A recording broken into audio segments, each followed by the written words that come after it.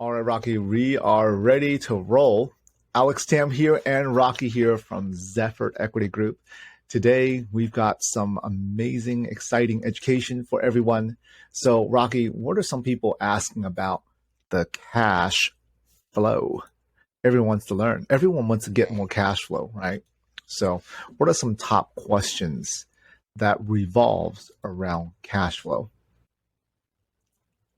All right. Okay. Well, definitely, whenever we invest money on something, one of the goals of every investor is to get a good cash flow, Mm-hmm. right? Now, one of the most asked questions when it comes to multifamily investment is how do we get that cash flow, that infinite cash flow, as they Ooh. say? But before we even do that, right? We have to understand the four important aspects of cash flow when it comes to multifamily investments. So the first thing is income.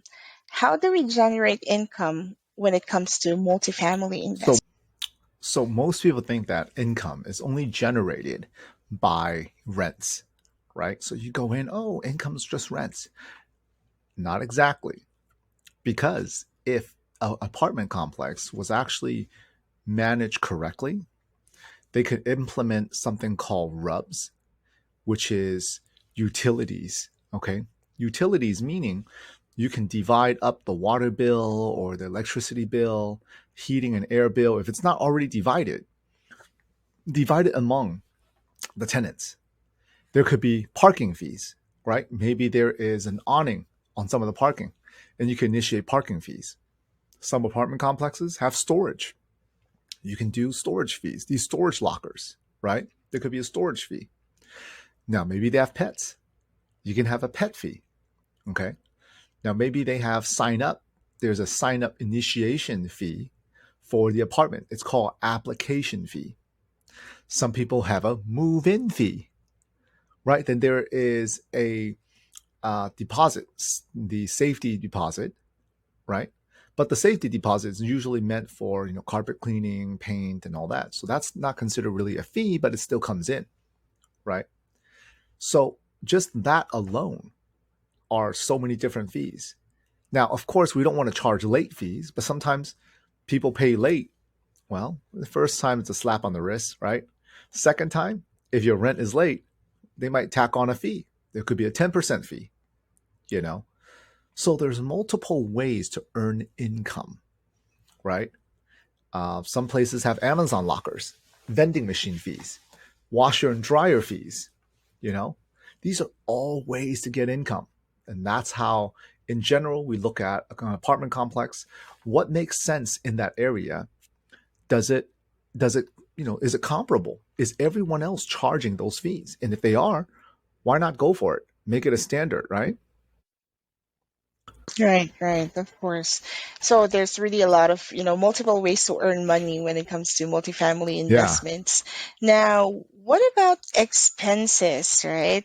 Normally, this is a negative for most investments, but how do we manage expenses when it comes to multifamily Well, investment? you have to look at, is the multifamily managed correctly, right? So expenses are going to be, well, your water bill. Oh, I forgot cable bill. Sometimes you could do a charge, right? So there's cable bill, water bill. There's your management fee. There's you have to pay the maintenance guys to come in, right? There's all the renovations. Those are usually called capex fees, right? But those are all the fees there is. Someone's got to cut the grass. Someone's got to paint the doors. Someone's got to hire the maintenance guy to come at 2 o'clock in the morning and fix your toilet, right? They don't think about the water bill. Sometimes if you have a pool, the water bill is huge, you know? So you're paying for that amenity, you see?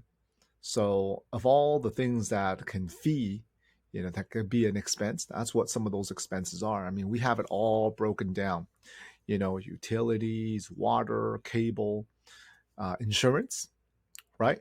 What happens if the apartment complex burns down? You got to buy insurance. That's a fee, right? So those are just some of the fees. hmm And I think it all boils down when it comes to management of the expenses. It really boils down to the management team, right? Absolutely. You have to have a great You got to management have a team. great property management team, but on top of that, you have to have an hmm amazing, also just as good asset management team to look over what the property management is doing. You see, of course, if you have a great property management, there's less asset managing that you have to do.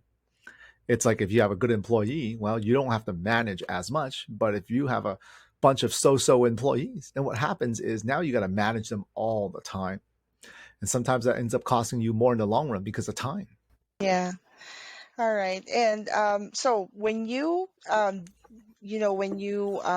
remove the expenses from the income, basically we get the net operating income, right?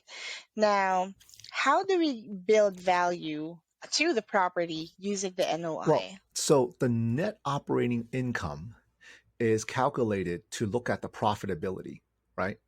So it's all the revenue, all the profits that we talk about, the income that we talked about, and then you minus all the operating expenses that we just talked about. That's how you get the net operating income. Now, then you take the net operating income and you have to still pay property tax, right? You have to pay the principal and interest, right? Are there any capex expenditures? And then what's left over is going to be your cash flow. Does that make sense? So let's just say, for example, let's say rent is 100,000. Well, your expenses are 50,000, but your rent, not your rent, I'm sorry, but the property taxes, interest, the mortgage, all included is say 30,000. So between the 50 and 30, that's 80, right? Out of 100, your overall cash flow now becomes 20. You see? And that's what it comes down to. So that's going to be your cash Right. flow. And speaking of that, Dr. Tam, the fourth key element when it comes to having a good cash flow is the debt. So just like what you mentioned earlier, to some people, this is the mortgage, right? Now, of course, when you invest to in a multifamily home, definitely there's going to be a bigger amount of debt, right? Right. Because you have to raise Right. money. Now, how do you make that work for you? Well, ultimately, as long as your debt, you got to get the right debt and the right financing. Because as long as the debt plus the expenses are not more than your income, then you're going to be in positive cash flow. You see, but there's got to be enough of a buffer. See, so what the banks look at is they look at a debt service ratio, okay, debt service coverage ratio. They call it the DSCR. What they were looking for is that your income overall is 1.25%, okay, more or 1.25 times more than your expenses. So if your expenses, including mortgage and everything else, is 100,000, your income, in order for them to loan you that loan, your income better be at least 1.25, which is 125,000, right? So in order for you to get that loan, they're looking at that 1.25 multiplier. Now, if you can't reach, say you really like this deal, right?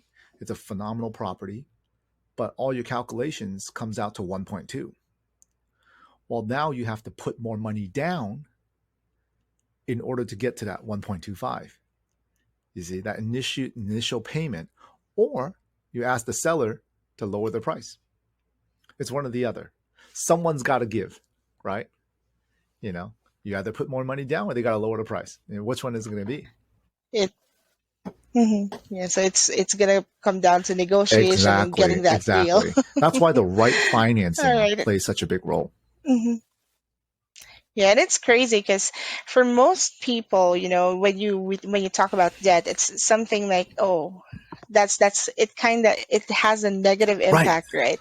But for real estate It's investors, like some amazing. people really actually like Well, here's the debt. thing. You can't buy a property without debt unless if you pay cash Hmm. for it.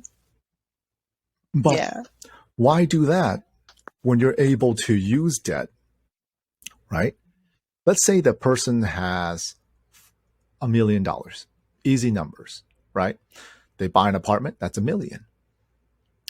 Or if the bank is willing to finance 70% of it and you only have to pay 30% down, you can buy 3 apartments worth 1 million, pay 300,000 each. It's 900,000, and you still have $100,000 left over. Now you have control over 3 apartment complexes instead of one, Right. right? That's amazing. It's a very awesome Yeah, idea and practice right. as well, right? Some people call it the OPM, other people's money. Exactly. So Exactly. It's a bank's money. So imagine if the three, say if you bought that one property for cash, right? $1 million, you pay cash. And over the next, say, 5 years, the property went up by 20%. Well, you get 200,000, right? But instead of doing that, let's say you bought 3 apartments, all 3 of them went up by 200,000. You just tripled your money on the appreciation. You see? yeah. All right. Okay. Yeah, definitely. So amazing, amazing talk with you today, Alex. So, on our next episodes, we're going to talk more about cash flow, and we're also going to be talking about a lot more newbie tips and Yeah. tricks on how you can get started with your journey when it comes to multifamily Sounds great. investment. So, thank you Oh, I'm so excited. much. And yeah, absolutely. Thank you so much, and I hope you enjoy the rest of You the too. day. See you later. Bye, All Rocky. right. Bye bye.